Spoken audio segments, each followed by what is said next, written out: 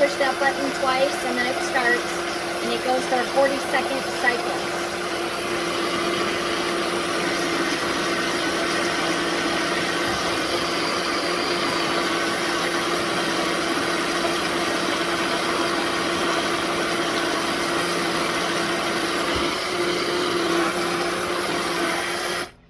Yeah. All right. Now, you can drink right out of this one, and you'll bypass the motor. So you would just open the top, and you can drink right from here, and it goes past the motor, so you're not going to be, nothing's touching the blade. Oh my gosh, you guys, you have got to get one of these Urban Max.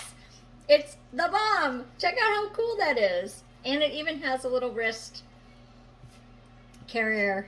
I love that too. It makes it convenient to carry it around. I just finished my yoga, so I'm going to drink my smoothie and get on with my day. This is the new Tupperware Urban Max portable blender. You gotta get one.